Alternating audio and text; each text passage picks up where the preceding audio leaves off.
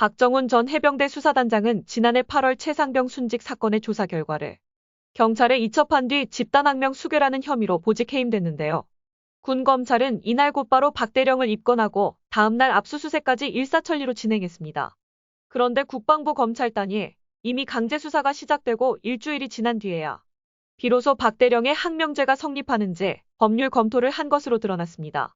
박정훈 전 해병대 수사단장이 항명 혐의로 군 검찰에 출석했던 지난해 8월 11일 국방부 검찰단은 보고서 하나를 작성합니다. 항명죄 성립 관련 검토. 해병대 사령관이 사건 이첩을 보류하라고 지시한 건 개별적 구체적 의무를 부과하는 명령이라고 적었습니다. 그리고 이 명령을 박정훈 대령이 따르지 않았다는 겁니다. 박 대령은 김계환 해병대 사령관으로부터 사건 이첩 보류에 대한 명확한 지시를 받지 않았다고 주장하고 있습니다. 보고서는 국방부 장관은 법무관리관을 통하여도 군사경찰에 대해 지휘 감독 권한을 행사할 수 있다고 강조합니다.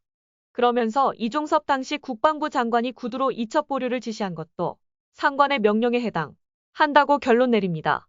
이종섭 장관이 수사 결과 이첩을 서면으로 결재하고도 구두로 보류 지시를 내린 것에 대한 논란을 의식한 것으로 보입니다.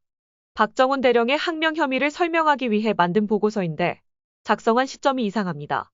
박 대령은 보고서 작성 9일 전인 8월 2일 이미 집단항명 수괴 혐의로 전격 보직 해임됐습니다. 보직 해임된 당일 군 검찰은 박 대령을 입건했고 다음 날엔 압수수색까지 진행했습니다. 해병대 수사관들까지 불러 조사를 벌이고 나서야 군 검찰이 항명 혐의에 대한 법리 검토를 진행했던 겁니다. 제대로 된 법적 검토 없이 수사에 나섰다가 논란이 커지자 뒤늦게 근거 자료 만들기에 나선 것 아니냐는 의구심이 제기되는 이유입니다.